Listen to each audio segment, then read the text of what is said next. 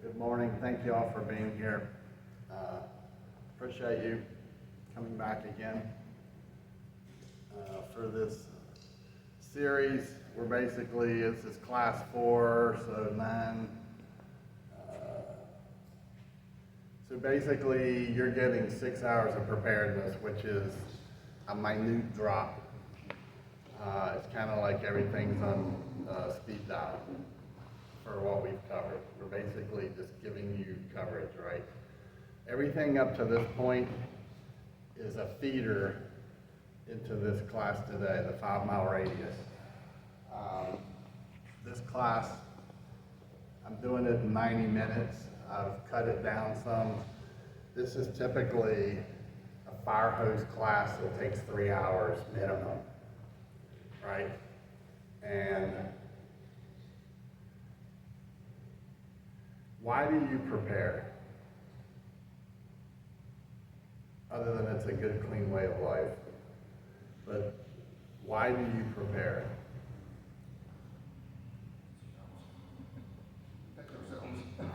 To protect yourselves, right? It's like a self-insurance policy for self-reliance, right? When the system breaks, whether it's a natural disaster, a man-made disaster, or a technological event, it is to allow you and your family to continue to the best you can your way of life, right?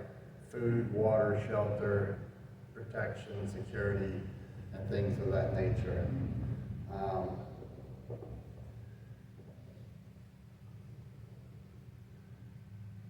Over the years of doing this and teaching, I call it the 90% group and the 10% group. There's 10% of the nation that gets it, who prepare, and there's 90% as witnessed at the start of COVID, who were running into the stores fighting over toilet paper while there was an invisible virus in the air, right? And the more they witnessed on TV, come on in, the more they witnessed on TV, people dying, the more frantic that they got, right? But it was all driven by the media. The media said jump and they all jumped, right? So our goal in preparedness is when these kind of events occur, is that the 10% who are prepared are running the opposite direction of the 90% who are not prepared. Whether the trucks stop rolling, whatever it may be, can the system handle what is taking place in your community? There's all kind of events that are occurring daily, right? And I like to focus on the cause and effect. What is the cause of what's happening? how is it going to affect me and my family and my community, right? There's all kind of craziness out there that people spend hours and hours and hours watching to get the most current lie that's updated through the media or whatever source they're using. And they don't focus or ask the question, how's this going to affect me and my family and the people who are around me, right? And I was telling you early on, I think in week 1, I look at everything from a risk management process. What is the cause? How's it going to affect me? And then what is the risk, right? Is it a high-level threat, a medium threat, or a low threat? And when you run the risk management cycle and you rack and stack those priorities on your farm or on your homestead or in your apartment or in suburbia, which one is going to have the biggest effect on me and my family and my people, my community? And then I prioritize them from high to low. What is the threat? How are we going to fix it, or how are we going to mitigate that threat? Can we mitigate that threat, right? And then you follow it and track it until it's mitigated, or you have changed the course of that item and changed your plan to something else. And this could be everything from, like down in western North Carolina and eastern Tennessee right now, we're going into a growing season. How many of the farms down there are going to be able to this year grow crops in the soil that was flooded? And there's a lot of opinions on both sides if you follow it. That is a huge impact. If your animals can't go and eat the grass and they have to truck in feed from outside, how is that going to impact your local community? How is it going to drive up costs? That's a direct impact on your wallet. Or if you have animals and you buy feed, is the feed local? And if so, are they having to bring in more feed from the outside, which is going to push the cost up? So these are factors that we look at in our 5-mile radius in our community. And in this class,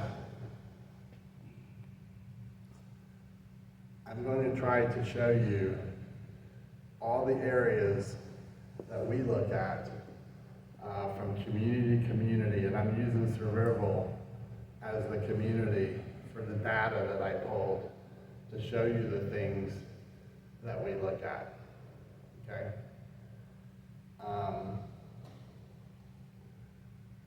I listen to and hear people who get in panic mode, even though they have a year's worth of food. They get in panic mode sometimes because of something they hear announced in Washington, D.C. from the government that's going to have minimal impact on them, right? So instead of giving so much thought and time to what's happening out there, take some time and go down to your courthouse when they have the monthly or quarterly chamber meetings and go listen on what's happening in your community, what's happening on your school, in your schools, right? Go spend time getting a meeting with your sheriff. Your sheriff plays a massive role in your county. And what is your sheriff's view? What is your sheriff's view for the Constitution? What is your sheriff's view on rule of law, without rule of law circumstances? What is your sheriff's view on the government coming into the county unannounced? All these things are important because they can apply to you and affect you, okay? Any questions before we start? I will send these slides out to you, probably not till the end of the week, because we're leaving, going on the road tomorrow. Won't be home until Wednesday, so I will get them out to you.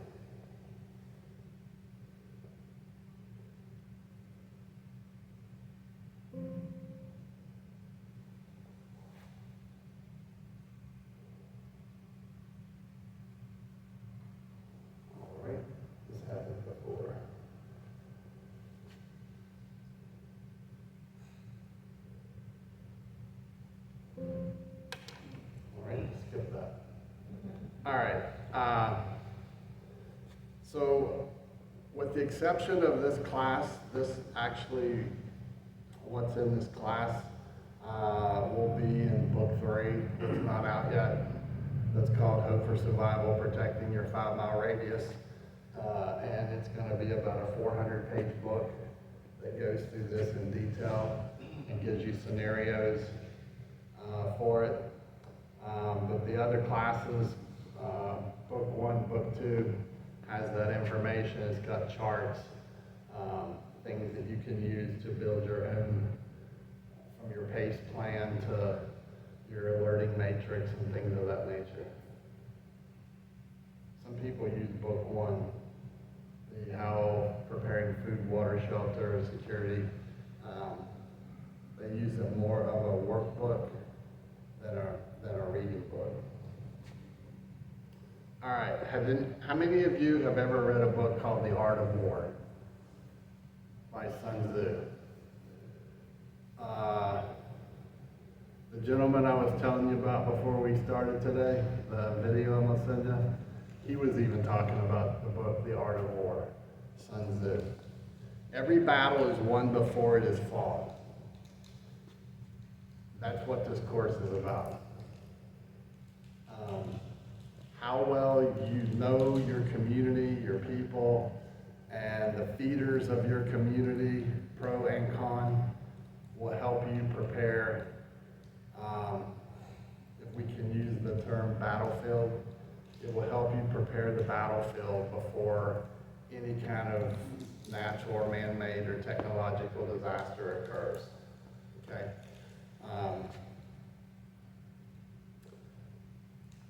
All warfare is based on deception. The supreme art of war is to subdue the enemy without fighting.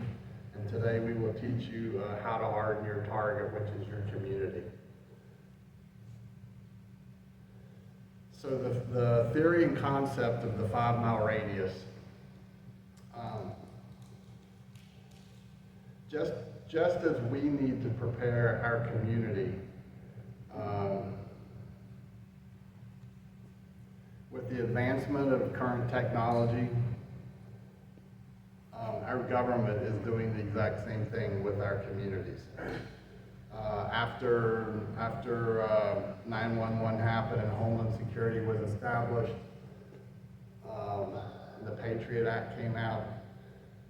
Homeland Security went out to all the states. They established Homeland Security offices in every state. Some states that were larger, they had multiple representatives for Homeland Security officers that reported to the state, who then reported back to the federal government. But they were already mapping out who had farms, water, streams, creeks, rivers, wells. Everywhere there was water, from county to town to county and county to state, okay? That was 20 years ago. More recent,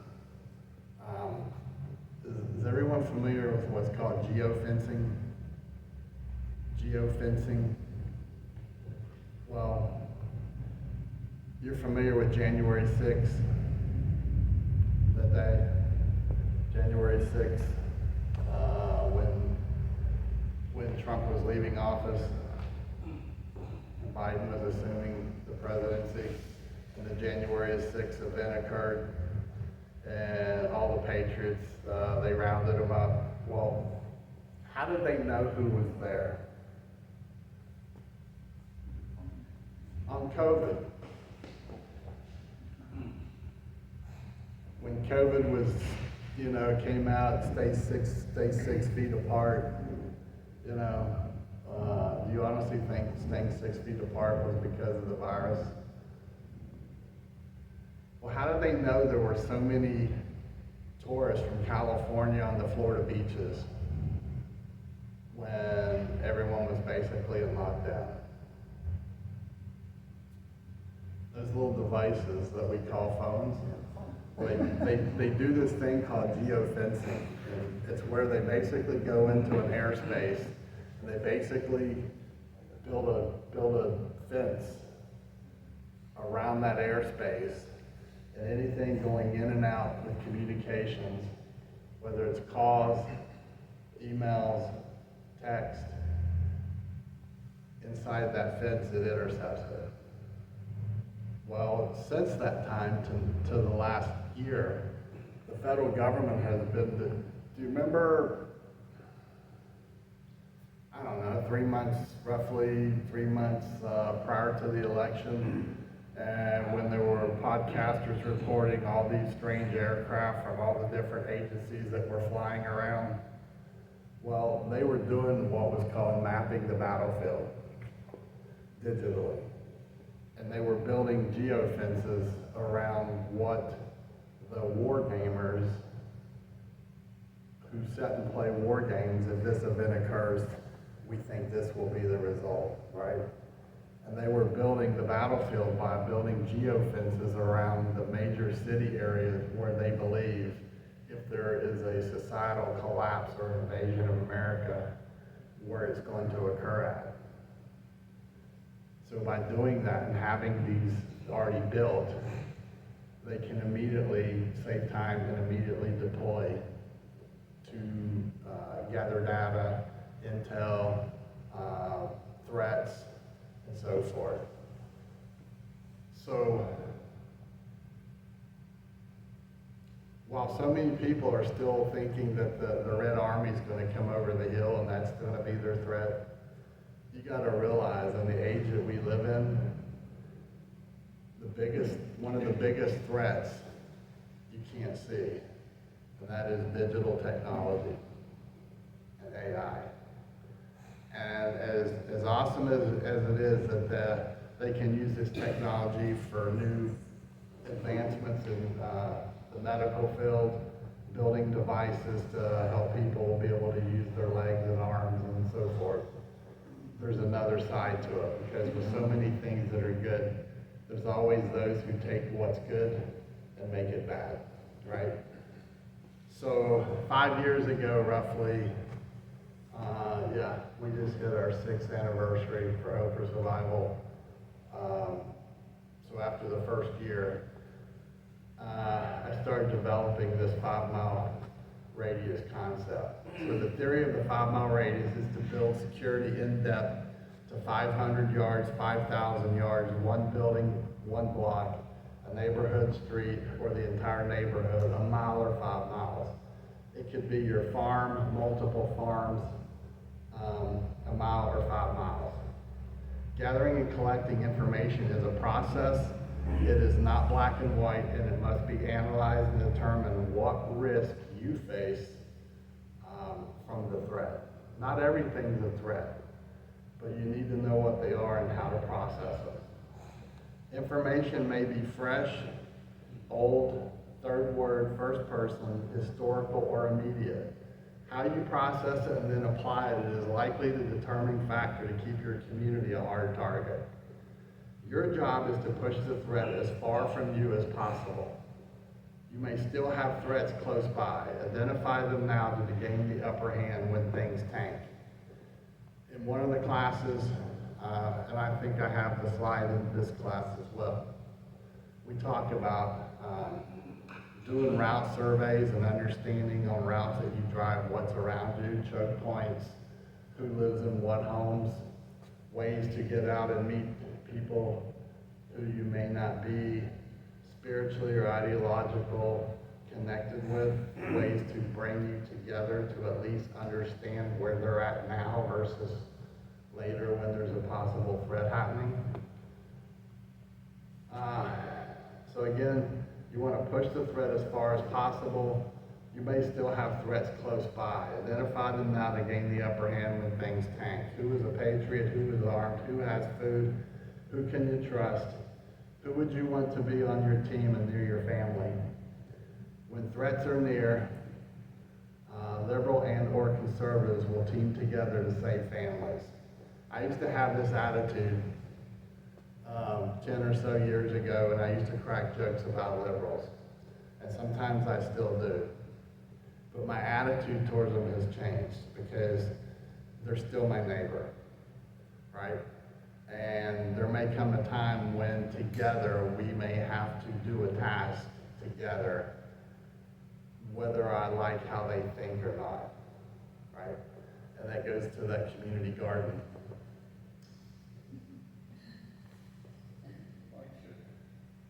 Yeah. So, I was telling Jeff prior to, probably half of our neighborhood, we have like 25 or 30 houses, probably half of our neighborhood are in hope for survival, and they prepare, okay? It took years to build that. There's a process that we use to do that. But it's comforting, and to think, it's comforting because I have this theory, and that is, I want to build relationships to where I can bond with people. So if I'm out of town, and I used to be out of town a lot, but if I'm out of town and I call them and my wife's in danger, needs immediate help, I can trust to call them and trust them with my family. And that is really, really important to me, and it's important to most people, right? That is the effort we have to put forth now to establish that, okay? So every home and family on your team pushes your radius outward, and you can invest now or you can pay later. So we talked earlier about rule of law and without rule of law. Simplified, rule of law is basically the state that we're living in right now. There is a justice system, and there is a practicing law enforcement, whether it's local, county, state. Without rule of law is it can be nationally, or it can be in your state, local community. An event occurs to where the justice and rule of law as we know it collapses. Or there's an event that is major and law enforcement says, I'm going to go home to protect my family, right? And they walk off the job. That happened a lot during Katrina. Law enforcement, when the looting started, a lot of the officers left the job and they went home. I'm telling you this because there may be times or events that you're going to have to decide, are you under rule of law, without rule of law, which would have a bearing on how you may respond as a force continuum or use of force policy that you have on your property or in your community. I was telling you how important risk management is, okay?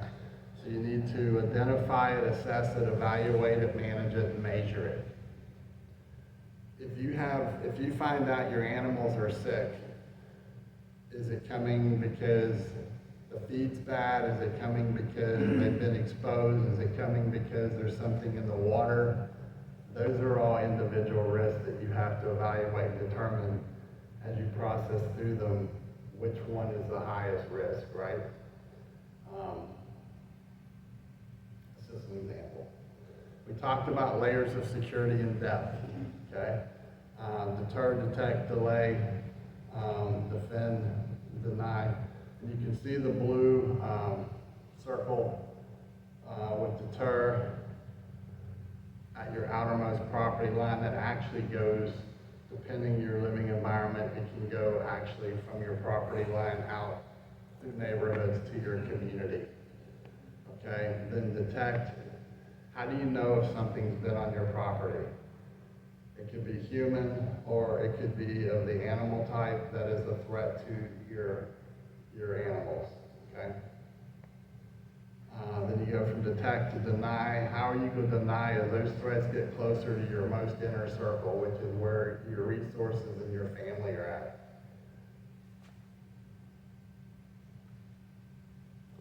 So we talk about the 5-mile radius. I showed you this before.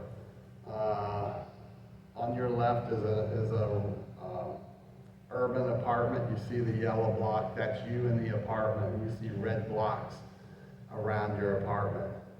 This is expanding your 5-mile radius, right? Pushing, building bonds and connecting with people and pushing the threat away from your apartment building because you now have connections with other people on the first floor, and you're gonna devise a way to know if a threat gets in your building. Suburbia is the same concept. You see the yellow house where you live and the red block around above it. That is establishing your community to help identify as a group and push threats away from you. And then on the your right, the yellow block is your farm, and the other red blocks, those are other farms. All right, and this is, again, networking, meeting, bonding, networking, and working together to push so that if something is happening out in the rural area where you live, these other farms are going to communicate to you to let you know, hey, there's a threat out here, and it's going to give you more time. It's building that security in depth posture. So would you prefer, you see the red line pointing to a black limousine with individuals standing around and sitting outside of someone's house. So if there was a threat coming to you in a suburban, would you rather that they pull up to you in front of your house? Or would you rather have a community that's organized that this suburban wouldn't get into your community? And someone would have a radio to get word out that there's a black suburban that's trying to get into your community. And you can see here there's mobile patrol, foot patrols. There's a communication hub and a first aid hub. This would basically be under a WROL or without rule of law. The next thing is I look at, I do this every month for my area. Used to do it in the military on a global perspective, but it's like, you know what, we can use this on the civilian side. So I look at global events, national events in the 5-mile range around my community. What is at the global national level that could impact me on my local level?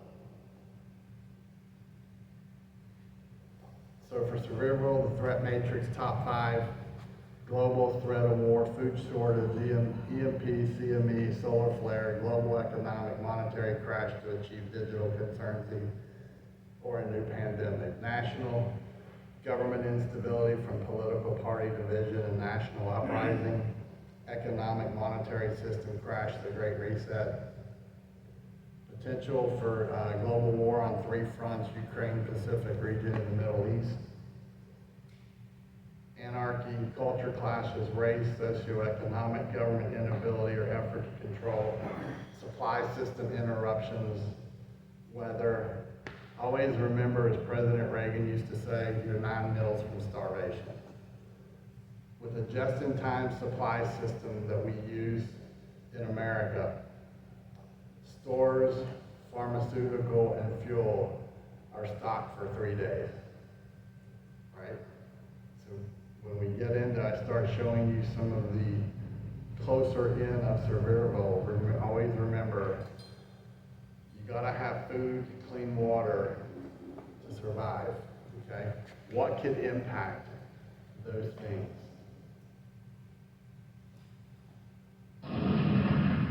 So where do you currently rate?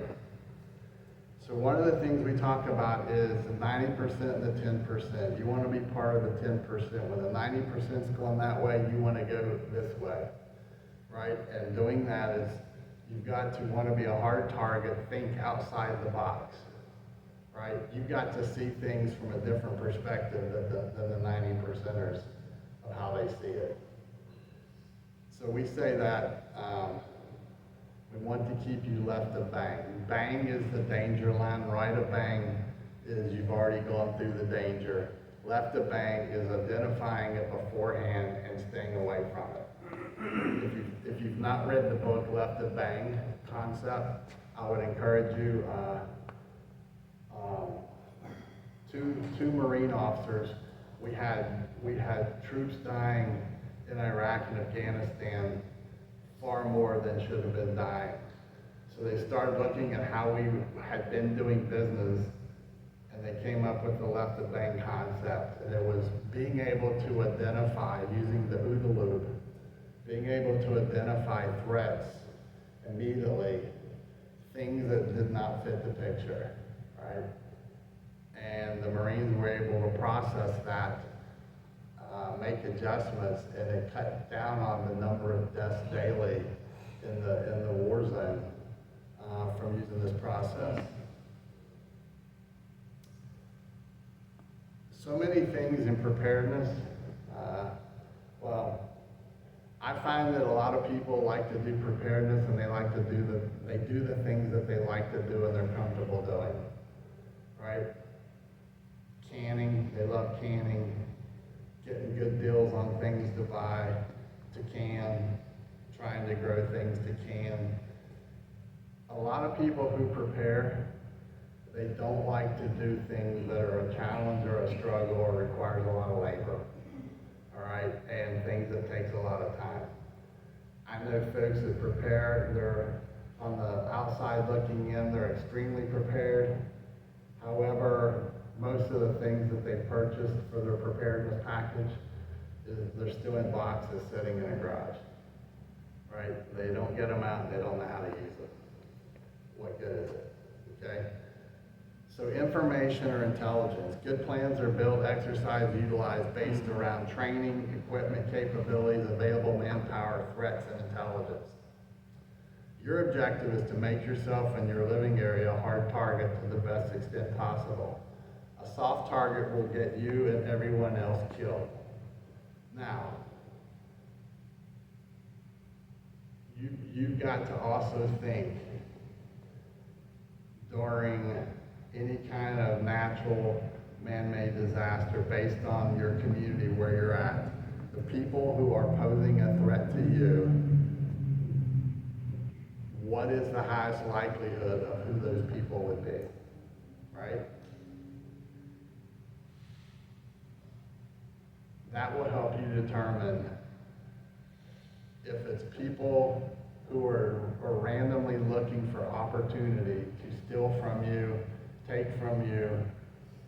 They're going to be looking for shelter, food, possibly water, and possibly security items, okay?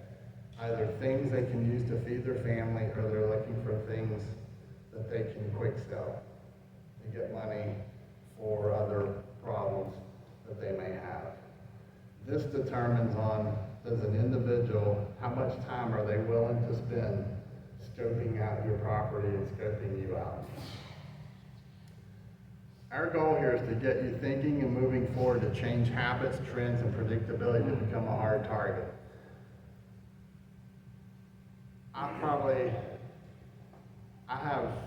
I have 4 removable hard drives and probably 30 memory sticks full of stuff, right? It's all digital. But I also have wooden cabinets that are full of binders. That is my paper library. Things that are of importance on how to do, how to grow, how to fix. I print those files out, put them in binders, and I have them on a shelf, and I have them labeled. Because if something happens and my digital files are wiped out, I still have my backup. 1 is none, 2 is 1, and 3 is better in all that you did, okay? You need a backup to your backup. So create a paper library. Also monitor, collect information on crime statistics, major road projects and construction, or events that impact geographical terrain that could restrict movement or any other facet of my plan or your plan. Again, you want to think outside the box. Routes, you should have identified at a minimum a primary and alternate route. You should consider a third route as well. A couple years ago, I was down in North Georgia, and I was helping an individual, and we were doing route surveys between their home where they stayed most of the time and their farm. I think it was like roughly 19 miles. We'll say 20 miles, right? And we looked at every possible route, road, gravel road, and water source that they could use as travel to get from their home to their farm, right? These individuals are 70. So what kind of transportation can we use to move them on these routes? If they lose a vehicle, are they capable of using a bicycle or a motorized bicycle, electric bike? Or can they use the waterway to get from point A to close to point B to their farm, which is where their safe place is at? Okay, so that is part of doing the route survey. What delays and shortfalls are along your path that you did not plan for? How many water obstacles must you cross? I used to drive 240 miles weekly each way from Huntsville, Alabama to here. And there were numerous waterways that had to be crossed, right? If I don't have a bridge, how am I going to get across that waterway to achieve my goal to get back to my home? Am I going to borrow a boat that someone may have out to get across the river? Am I going to blow up trash bags and use them as flotation devices? Thinking outside the box will help you build these plans on how you need to get through these areas to reach your destination. Are your routes urban, rural, or unpopulated areas? What is your plan to not stand amongst the 90% while you transit between your starting and ending points? Many of the answers to the above questions will be resolved through good intelligence, good information. So if I took my community and put it out to where, let's say there was a road or highway going from one side to the other and you had to go through our community to get there, during a WROL situation, you're going to run into a problem. If you hadn't studied it, your problem you're going to run into is that we're not going to let you through. You're not going to get through the area. Okay? So now you're stuck unless you've done your homework on alternate routes that you can use to get around. Fortunately for us, we're one road in and out to our community.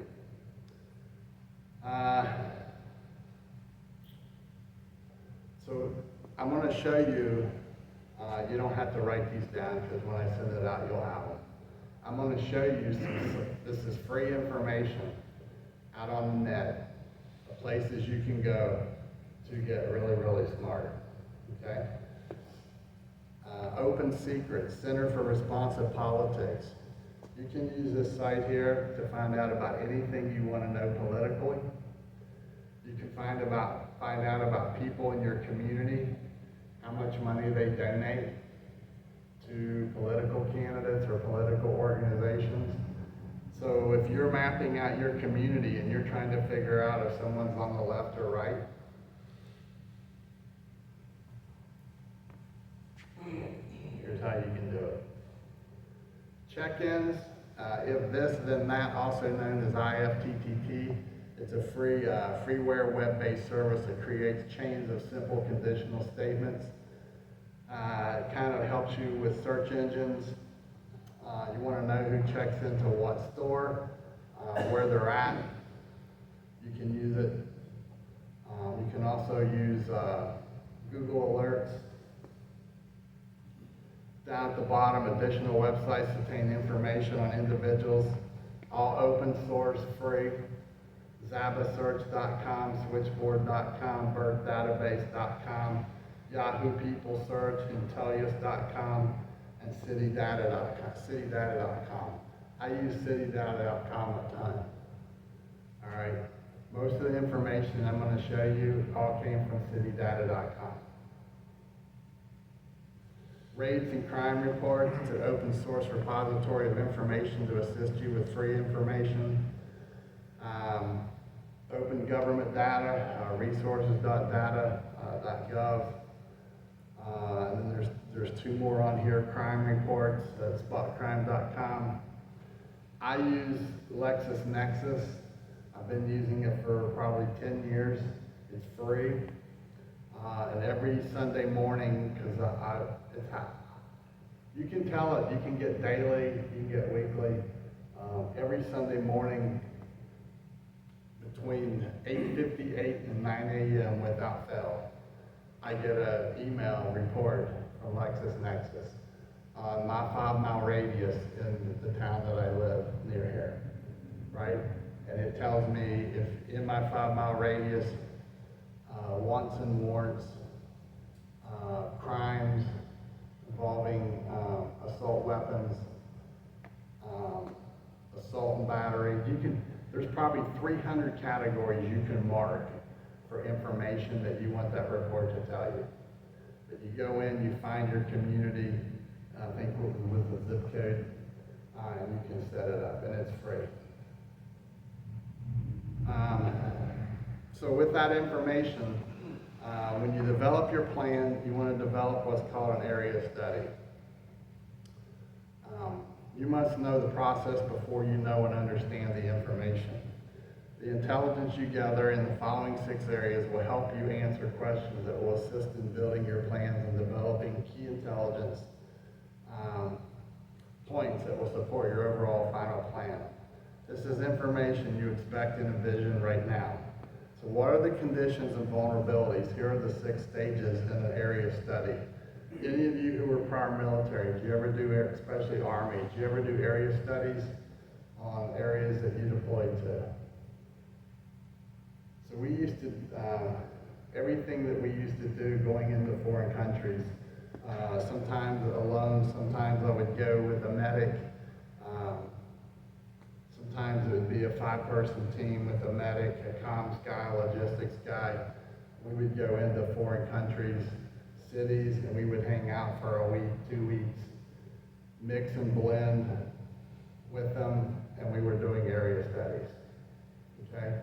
What is the flavor or environment of this area, and how receptive would they be if we put U.S. troops, special forces, into a location, sometimes in a hotel, sometimes it may be bear basin. What threats are there from the civilian populace or organizations, gangs, terrorist groups to our package we want to bring in, okay? So we look at the physical study, human terrain, military, police, critical infrastructure, economy and finance, politics and governance. So the physical study includes mountains, hills, valleys, depressions, hydrology like lakes, rivers, streams, swamps, marshes, irrigation ditches, and other natural man-made barriers and obstacles. Identify choke points and potentially hazardous areas. You're looking at terrain, bridges, ditches, fences, canyons. Drive around your area and identify potential ambush locations, choke points. We talk about identify possible roving traffic control points that could be used as ambush points. Review the area and determine possible exit routes and strategies to escape if you are trapped at one of these locations. So if you're in a WROL situation and you and your community are trying to reestablish some form of a new community to do trade. You may have animals, you may have food, skills that you can use for bartering. And the leads from communities come together and they say, we're going to use location X as the new market area. Well, one of the things that you're going to want to do is in your physical study, if you got people transiting to these locations and people find out they're carrying food,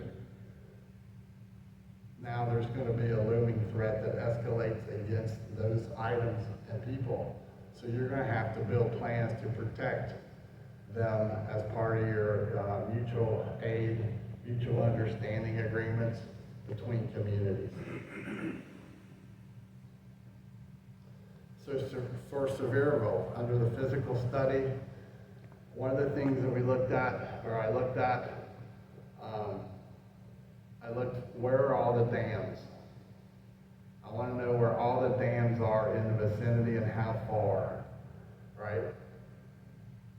From a threat perspective, one of the easy ways to control your community is a threat to take control of a dam under WROL. All right? If I threaten to blow that dam and flood your community, well, you should have a concern with it. Physical study, the number of bridges. Where are they? How far away are they? How easy or hard would it be to take control of that bridge to stop any movement or to eliminate that bridge from being used? Choke points, physical study. The goal is the main passageway through, and I went and I looked at areas just kind of from a mile-high view down of areas that could be considered choke points. If you're transiting from point A through to point B, where are key areas that choke points could be where a threat or aggressor could use them to stop you and take control of your movement? You see the block down there with the gold stars? A threat can use less than 20 people to basically take control of that area and siege it. Everything that's within that square. That would be an economic, logistics, a big impact. The human terrain includes individuals, ethnic, cultural, religious, political, socioeconomic groups in the population. Understand their wants and needs, the problems they face, dates that are important to them.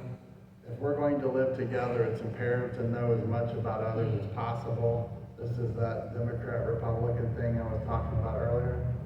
A large part of low-intensity conflict is not making unnecessary enemies. The less we know about our neighbors, the more likely we are to treat them as a threat. I can attest to that. Identify most groups who are more aligned with us, potentially gaining allies, and determine which groups or individuals are more likely to represent a threat. Yes, sir. Can you go back to that last slide real quick? That square, is that downtown Sevierville? Over in the vicinity. So you're saying 20 people can take that? With the right equipment and skills, they can.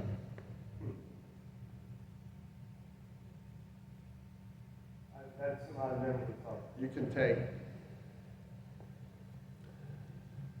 not just in concept, but or in theory, but in practicality, it's been done. You can take 4 individuals and the right equipment, and you can take over an entire airport if they have the right equipment and the right skills. Depending on the size of the airport, you can probably do it with 2. Remember, we're coming from the civilian side, right? So, for the most part, we have the civilian mindset, and that is that if this happens, someone else is going to handle it. What we're trying to do is get you out of the box, left the bang, to where you can see these things beforehand so you can divert and stay away. Okay?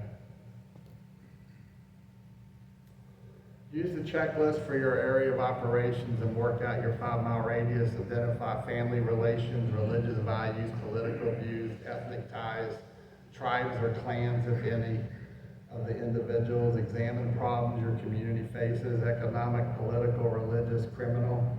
Identify key figures in your community, government, political, religious, and criminal leaders.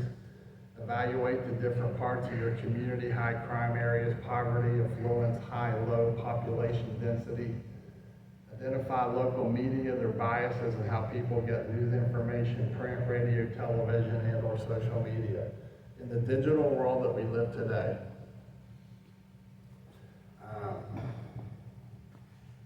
one of the biggest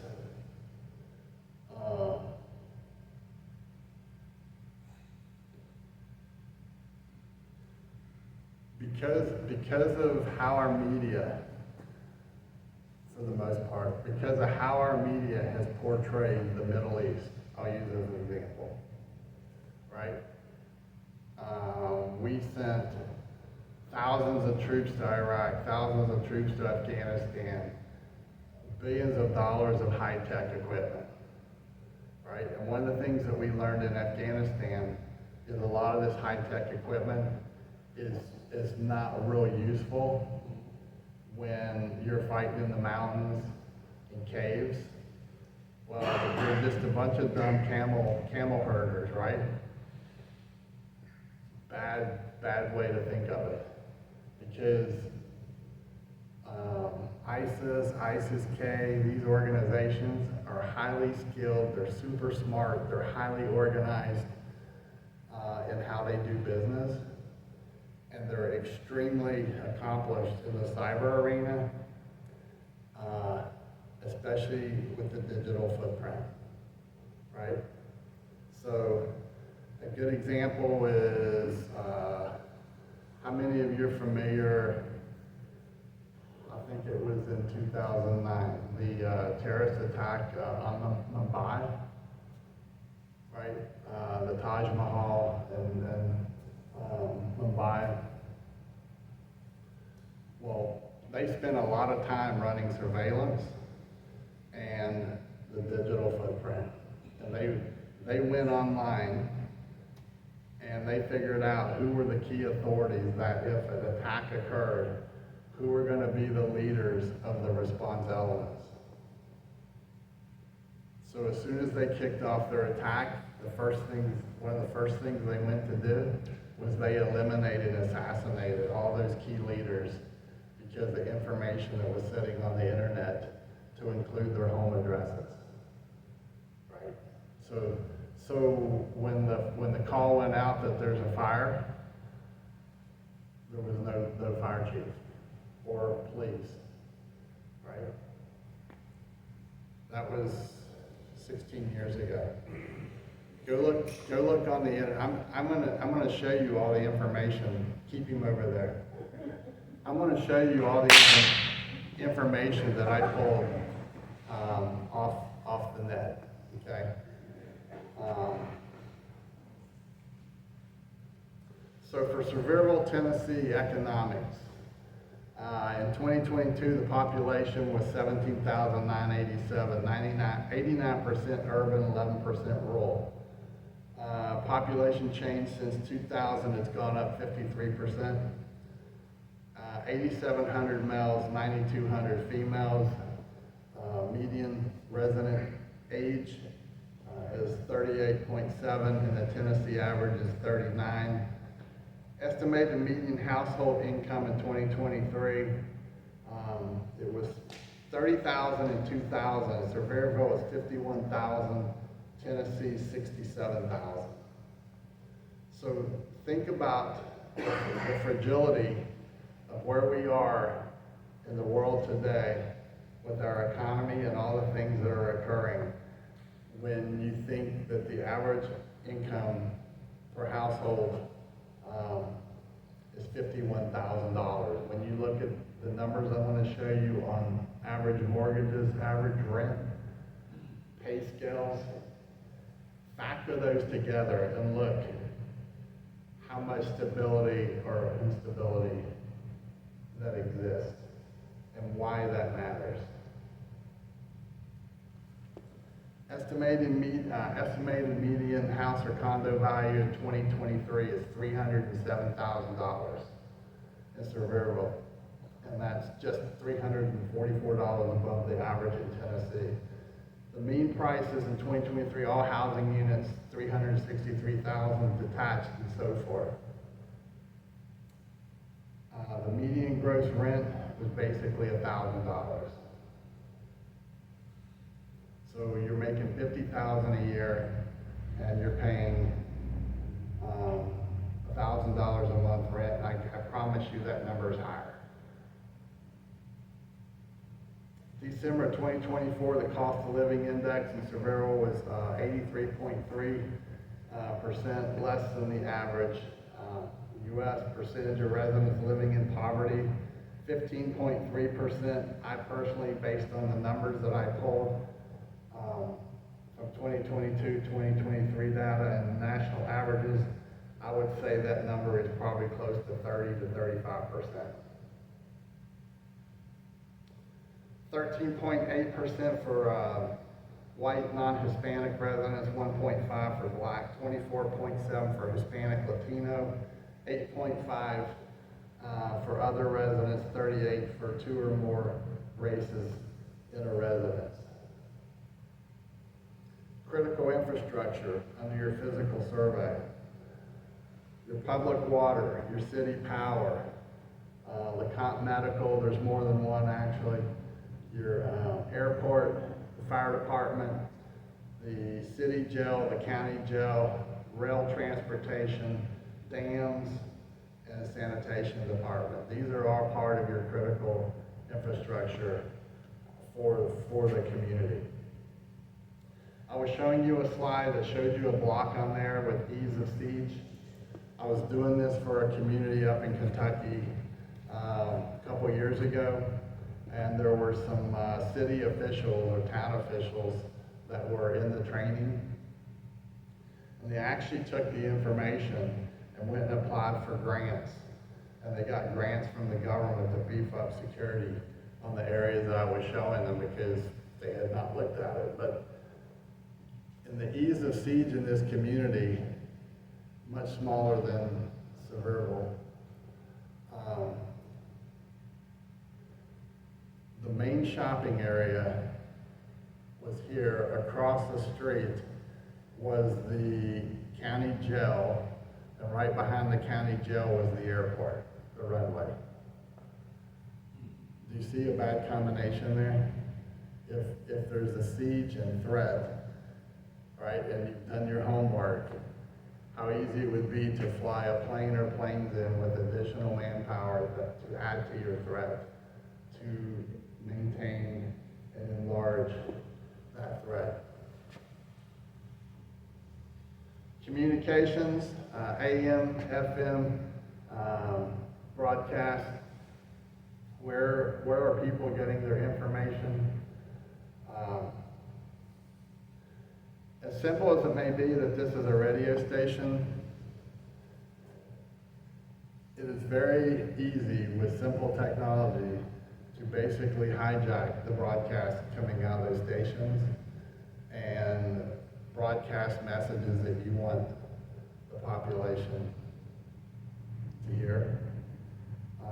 I can tell you in past history, I won't say countries, but it is very easy to fly aircraft over countries and hijack their communications and sway elections in countries to the messages that you're putting out to people, or just start negative rumors about a candidate that you want to lose that will sway the vote.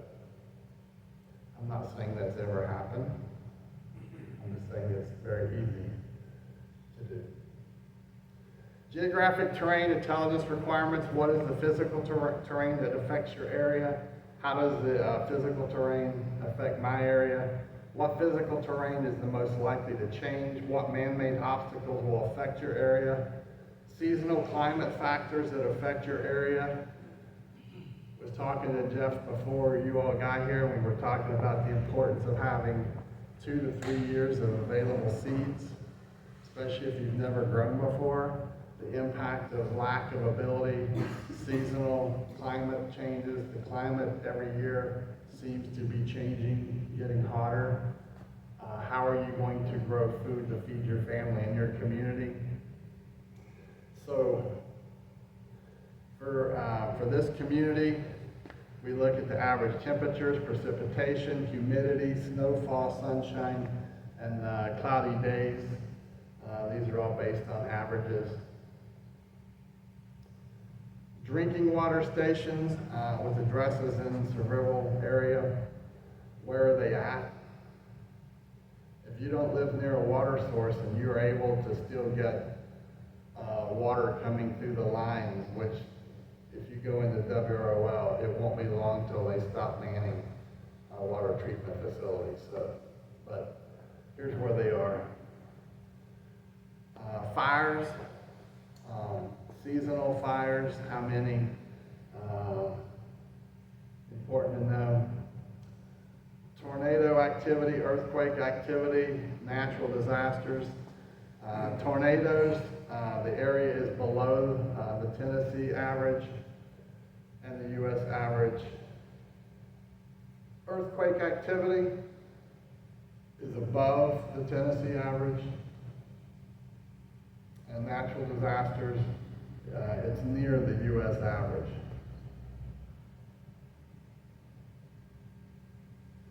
Human terrain intelligence, what is the population density? Identify the areas for race, ethnicity, culture, religion. What is the socioeconomic breakdown? Crime patterns and high crime sections in your area. Identify civil social organizations in your area. What media outlets affect your area? Which groups or subgroups are least aligned with your goals? Which groups and subgroups will likely have a disposition towards violence during an emergency? Which groups or subgroups have the most in common with other groups or subgroups? Why is that important? If you have three groups over here that have beliefs A, B, C, and you have other subgroups over here who believe in D, E, F, what are the likely groups and where are they located around your community that if there is division or a natural man-made or technological event, that these groups merge? If you have groups connecting and merging and you're now outnumbered, then you potentially have a problem that would go on your threat matrix, and you've got to decide how you're going to mitigate that threat. Which groups or subgroups will likely have disposition towards violence? Which groups and subgroups have the most in common with other groups or subgroups? Who are the leaders and individuals who hold influence over each group or subgroup?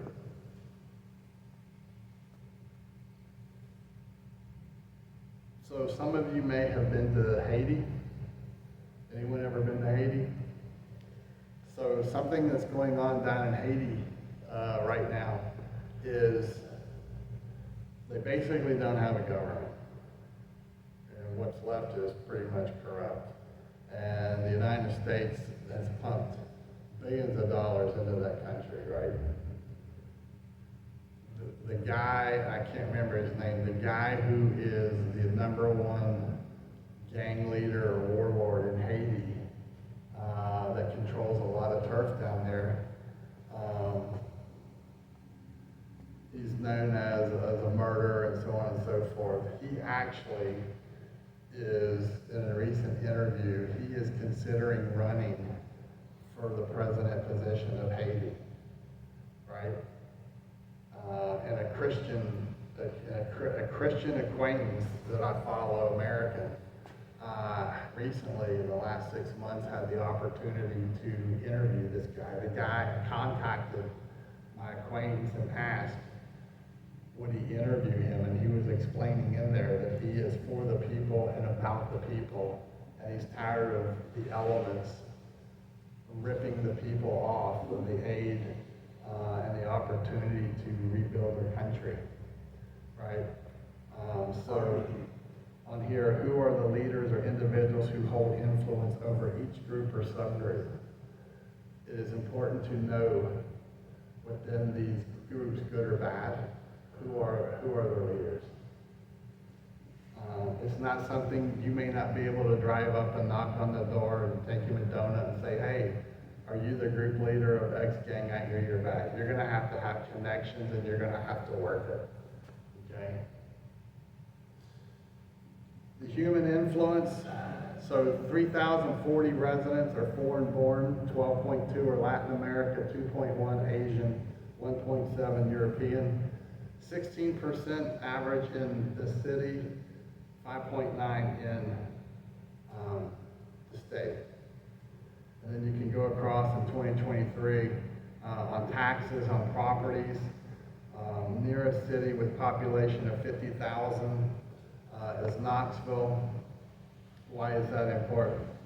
So if you take a map and you put a star on Sevierville and you expand out 50 miles, 100 miles, 150 miles, and you look at major highways that run through these areas, if there is some type of disaster that poses a violent threat to people in the cities and they start fleeing, are you going to be at your star? Are you going to be in the crossfire of them transiting and ending up in your community? All right? And that's like putting 100 people on a 25 passenger bus. It can't handle it, the bus can't handle it, the people aren't gonna handle it, and your economic setup for your community is not gonna be able to handle it as well.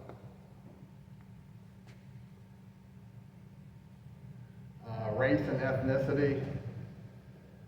For Sevierville, 66% are white, 24% Hispanic, 3% Asian, 2.8 is other race. American Indian is 0.2.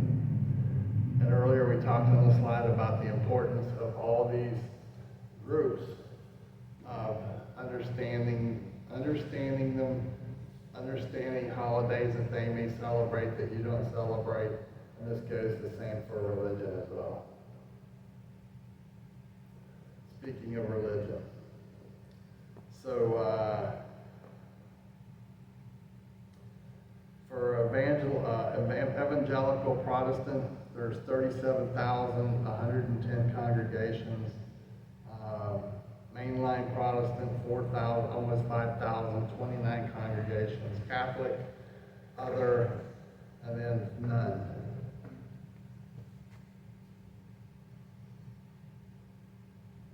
Why is it important to understand the different religions and where they assemble at in your community, especially during a natural disaster? Knowing up front by communicating and learning these religions and organizations and so forth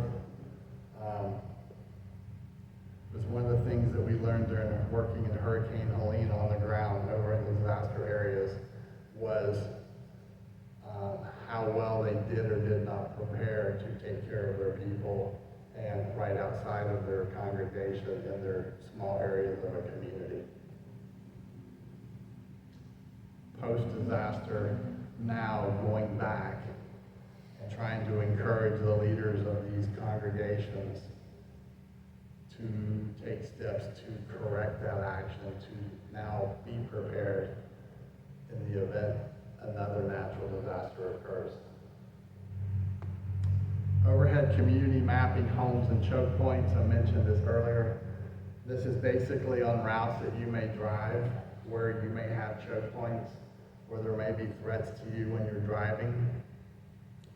Homes, are they occupied? Are they vacated? Who may live in these homes? You may never know. There's so many homes in suburbia today that are crack houses and other types of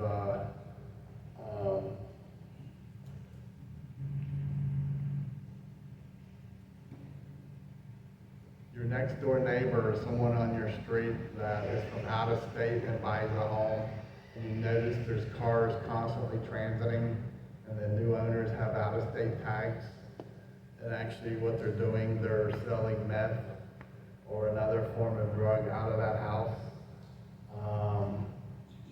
right under your nose. This is why having an established neighborhood watch is so important, and having that relationship with your county sheriff is that we can pick up the phone and call direct to our sheriff on things that we observe to let them know. Neighborhood, again, the one road in and out knowing who lives in these homes by bonding and spending time calling them friends or brothers and sisters, but knowing where they stand politically. Do they own firearms? And do they prepare?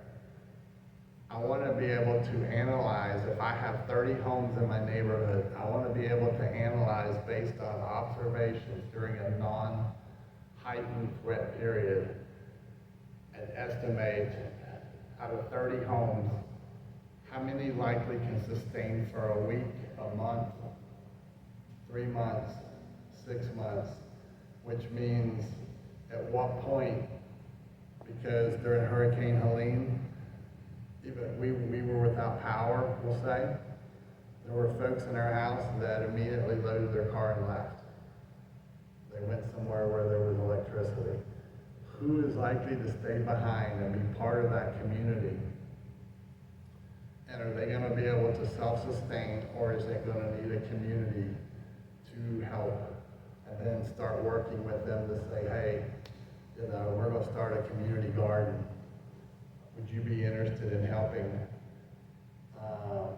till it, plant it, and manage it, and you can get part of what we grow?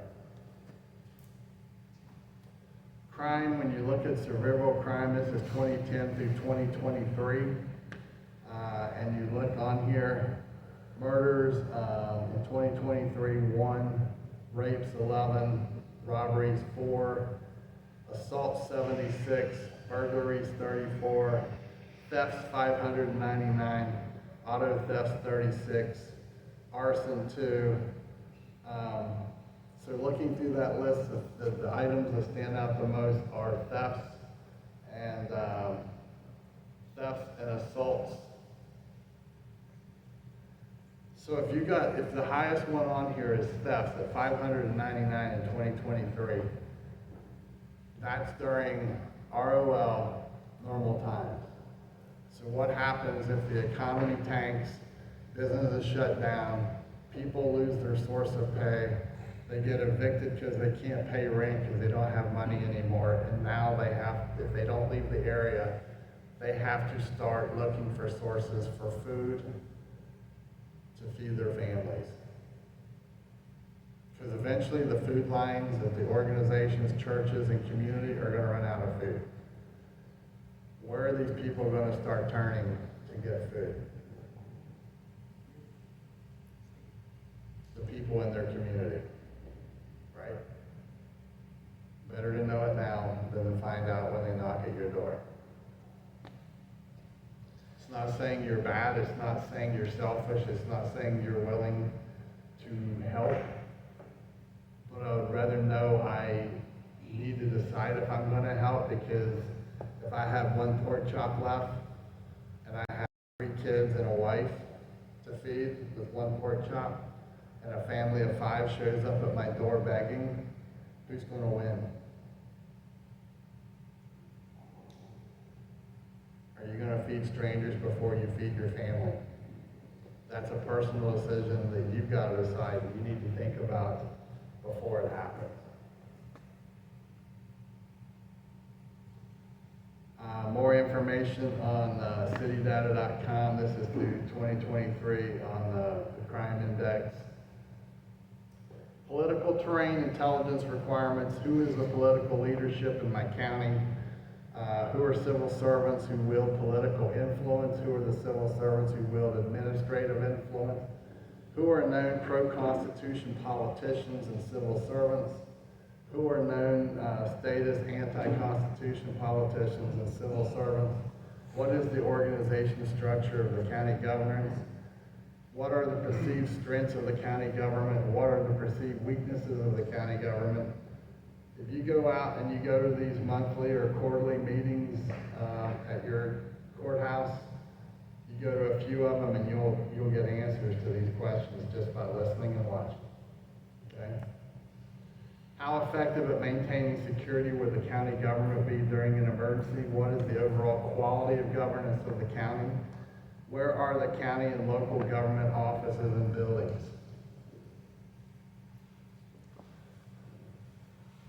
I will use the state of Michigan as an example.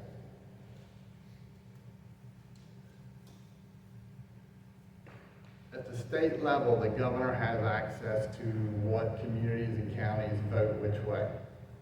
This is a red county, this is a blue county, right? And things have tanked. The governor is still holding a seat. And the government is having to truck food in to feed the people. Do you think those trucks are going to be directed to a blue county or to a red county, or they're going to equally share? I think if you take a flashback in history, 5-10 years, you could probably answer that. Where does that leave you in your county? So for politics and governance, the state governor, the mayor, the sheriff, the alderman, here's how they voted in the presidential level elections, and it shows you a breakdown of percentages in 2024. 19% voted blue, 80% voted red. That is a good indicator when you walk out your front door to start. The important key off of those numbers, though, is even though you're elected sheriff, blue or red should not matter, because they are distributing the law according to the Constitution, federal and state laws. But I can tell you over and over and over, the color does have a bearing and influence on them, sadly. Government and city employees. So what was the average income for Sevier County per household? It's 51,000, right? So I was making 51,000 in my household, and I'm struggling and struggling more with two incomes, and I can't hardly afford to pay health care, pay a mortgage or rent, utilities, and so forth. How would I then feel if I went to this chart and I started looking at these pay scales, at my taxes as an employee for paying? Right? When you're hungry and things are crashing down on you, and you start looking at the haves and the have-not, people start getting really angry.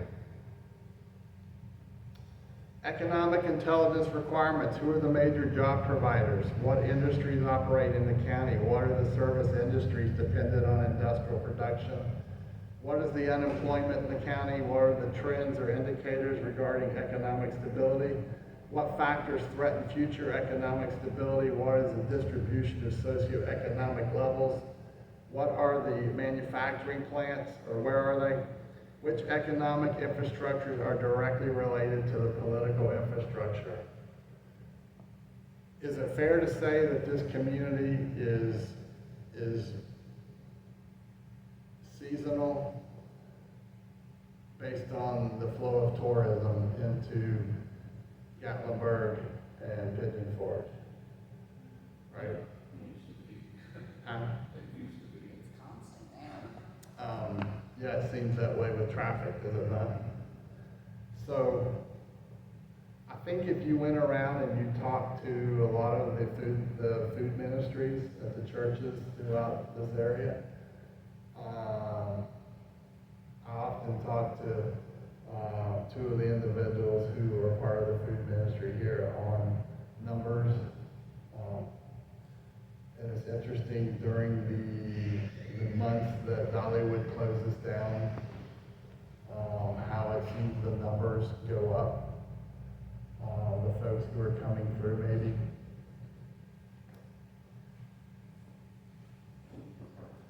So here is the distribution of median household income again, and the value of homes. When you look at the value of homes and the number of homes being built and how much they're costing, and you weigh that against the $51,000 per household income and the cost of everything that's going up, how can you afford mortgages on $300,000, $400,000, $500,000 homes with these numbers? Right? So in 2022, a report said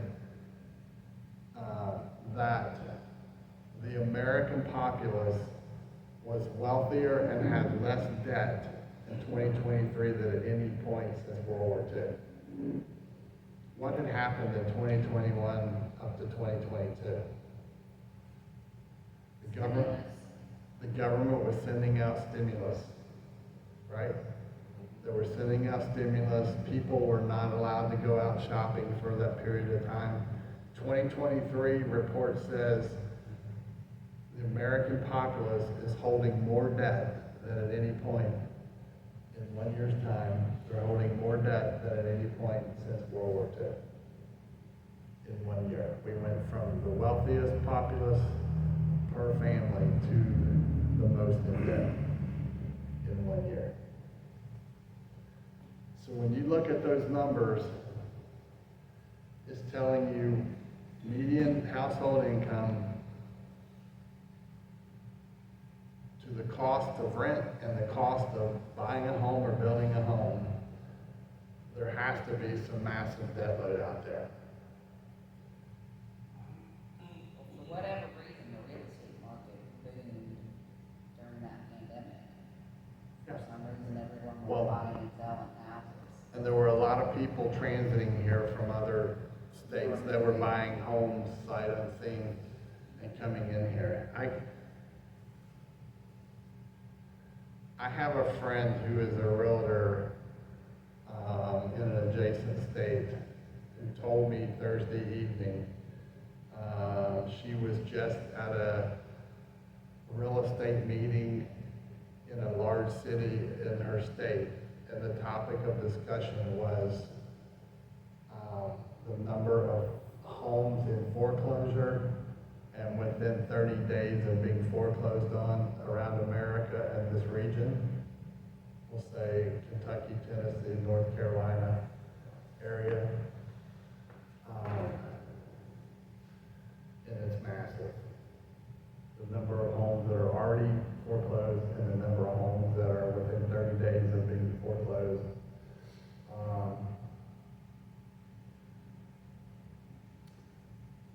And I'll add to that once we're done, once I turn the cameras off.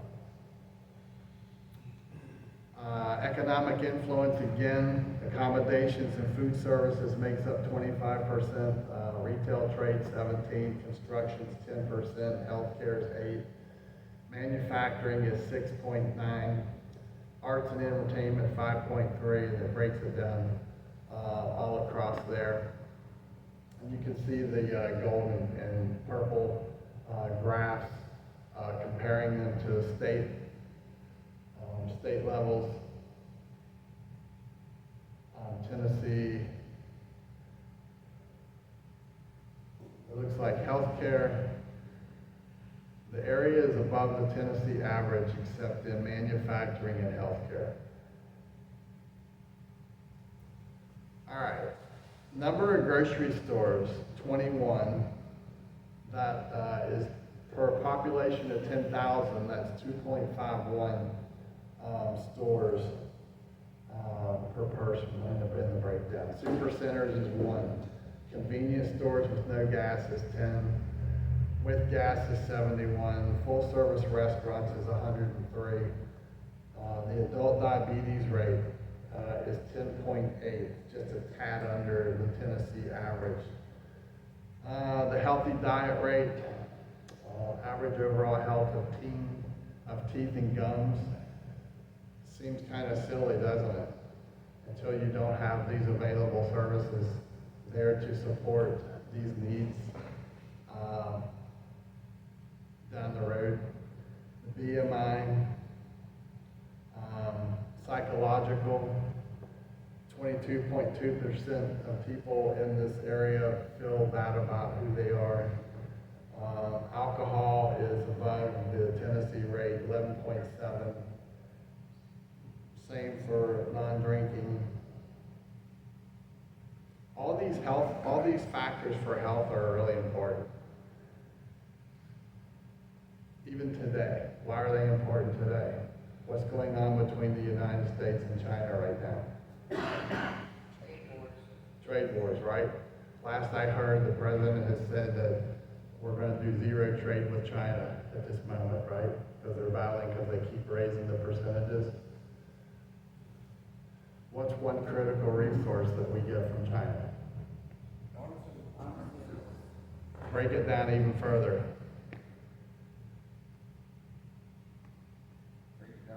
Like 70 to 75%. They also do medical equipment. 90% of our psychological, psychiatric meds comes from China and India. 75 of that 90% comes from China, 15-ish comes from India. What happens when individuals can't get their psychiatric prescriptions filled?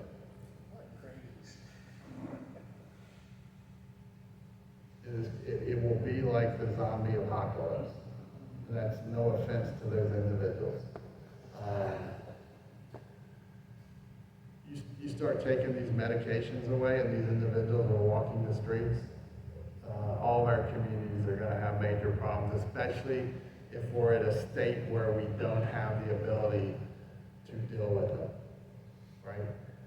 To get it back under control again. Why is it important to know about your grocery stores?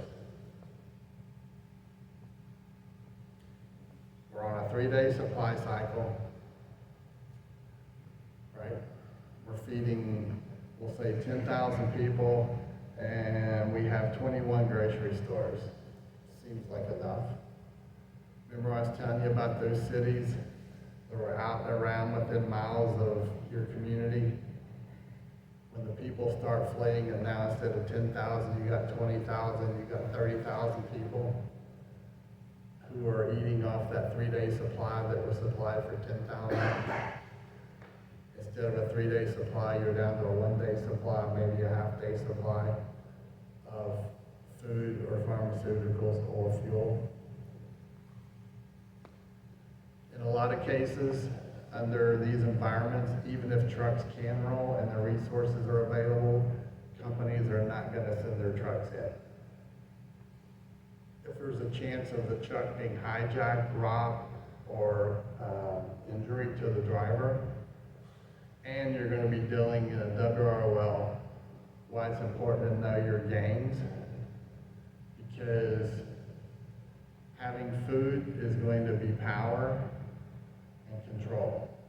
And when the gangs start hijacking these trucks and pulling those resources into a warehouse, those who are within that are not in that gang are going to have major problems, especially if you're in WROL with no justice or law enforcement capability.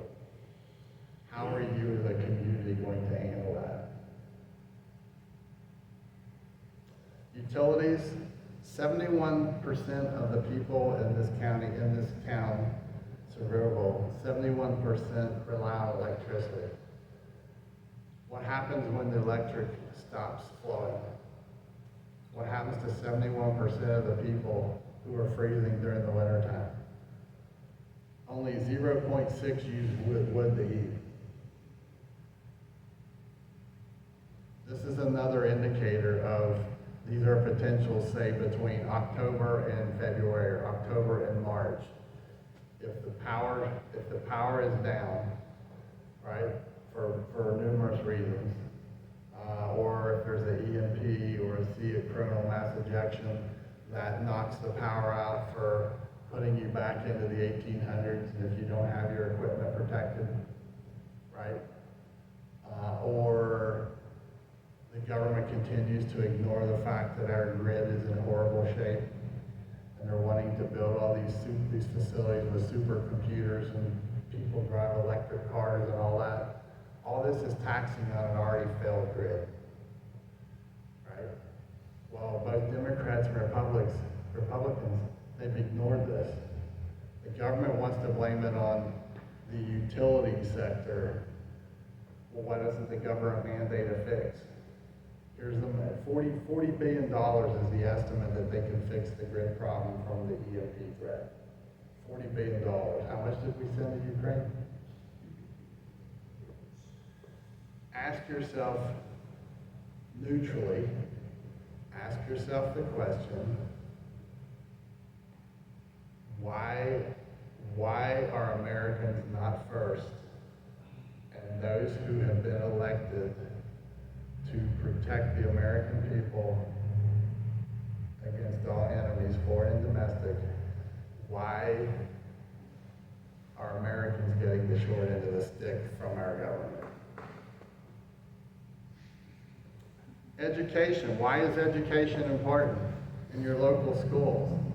What's the graduation rate?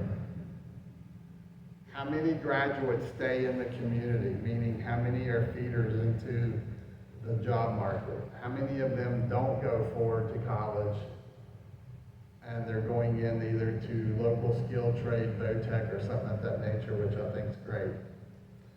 85.9% are high school or higher, bachelor's is 21, graduate professional degrees is 6. Why is this important? What percentage of those who graduate from the local schools stay at home and get jobs? What percentage of them are not skilled?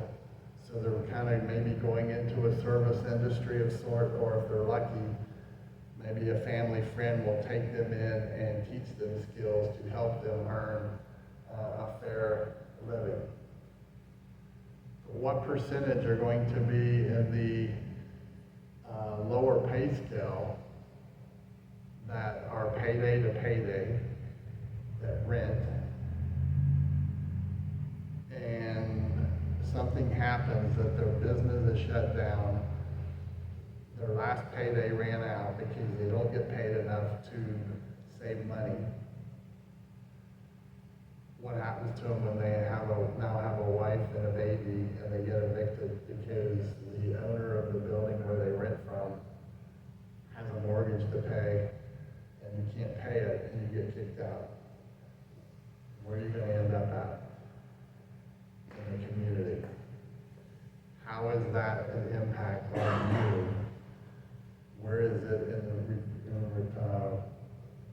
association to where are they at and where are you at where you live? This again is your 5-mile radius, and knowing these things and what are potential feeders to push specific events higher that could be a threat to you, a threat to your food. It's kind of like, okay, I'm a Christian conservative, and I'm living in a county that's 90% blue, right? Why would I put stickers all over my car for a conservative candidate and in my yard advertising, I'm not one of you? What is it gonna make me? A target, right? Again, left of bang, outside the box. You want to blend the best that you can, but have the ability to stay back. And by seeing what all of these feeders are as potential threats to you, will help you. College universities with over 2,000 students near Sevierville. Why is this important? If you have college students who are living on campus, they eat in the cafeteria, or they, Mama and Papa sends them food in the mail. But once the cafeteria is closed and they have to eat off of the economy, that is added humans buying from that 21 grocery store stocked for 3 days for 10,000 people. Right? It's another indicator of there is the possibility that always open stock store on the corner. That's why I don't prepare, because I don't need to, because Mom and Pop already got food and bread in the store. Airports and heliports available. It's kind of small here. Security intelligence requirements, identify state and local law enforcement organizations, identify federal law enforcement organizations in the AO, identify organizational structure of law enforcement, identify leadership of law enforcement, what is the strength and disposition of law enforcement organizations, what are the attitudes of law enforcement leadership towards the Constitution, liberty, in the area of operations, which law enforcement officers are pro-status, anti-bill of rights, identify the private security apparatus in the AO, what is the quality of justice in the AO, how does the populace view law enforcement in the AO. So for Sevierville, they have 73 officers, 63 male, 10 female. And it works out to where they have one, officers per 1,000 residents here is 4, which is pretty good. The Tennessee average is 2.6. You need to know where they're located. Why is it important to know where they're located in a WROL situation?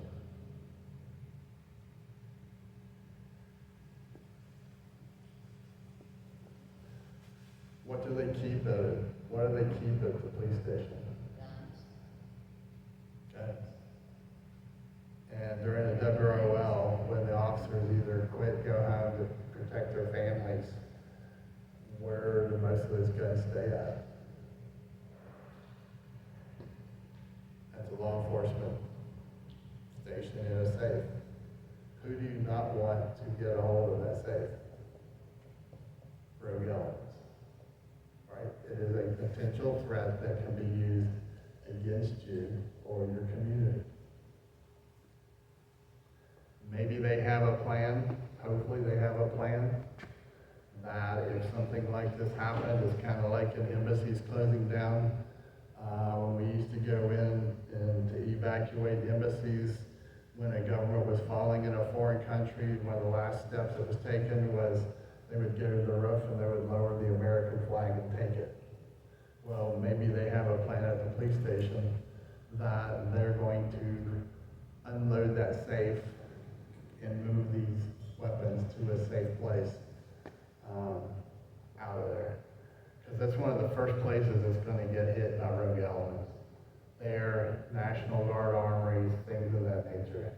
Sporting goods stores. Defense intelligence, what military installations are here, what's the strength and disposition of active duty forces, reserve and guard, capabilities. For federal and state military, which units are trained to provide security or force protection in the AO, identify leadership of military units. What are the attitudes of military leaders towards the Constitution? What is the strength and disposition of unorganized militia forces in the AO? How does your sheriff feel about the word militia? What are the attitudes of populace towards the military? What are the attitudes of the locals of the local government towards the military? East Tennessee, in this vicinity, you have Air Force ROTC, Army ROTC, and then in the schools you have JROTC. Okay, and in pulling data, in some communities I do this for, I can find data where these organizations or a National Guard unit has deployed to the Middle East, and it'll tell what type unit it is. Is it an engineering or water purification or medical?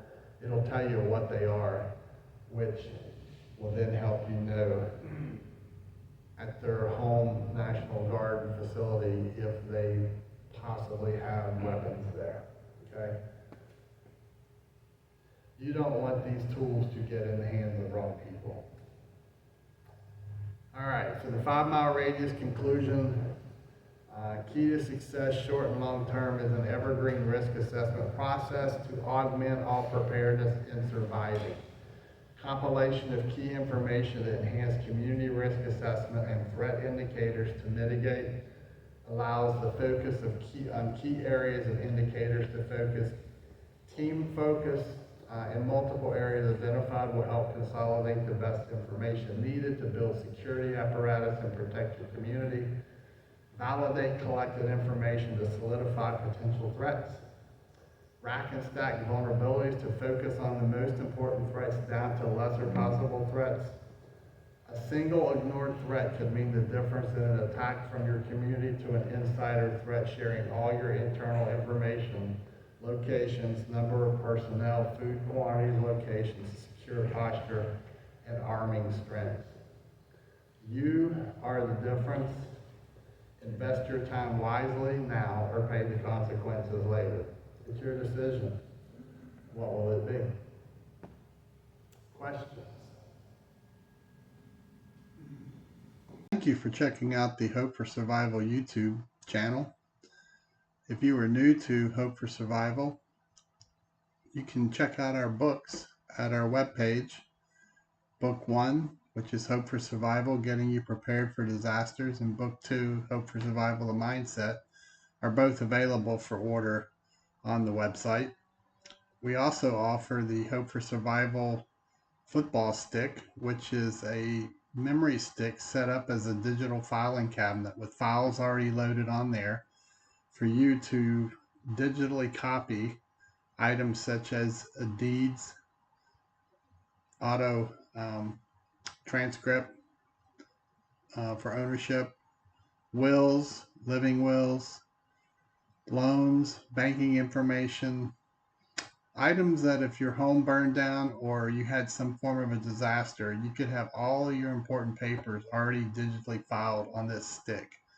All you do is simply drag the digital file into the appropriate preset folder so that you'll have it in the event of a disaster. You have to flee your home in a hurry, or also if you're away from home and you need critical information that's personal.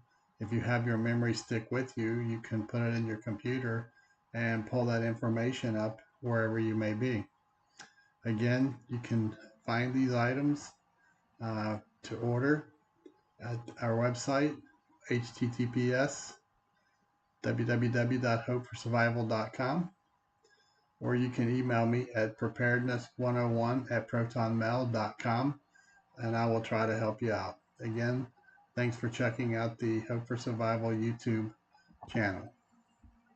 Hope to see you again.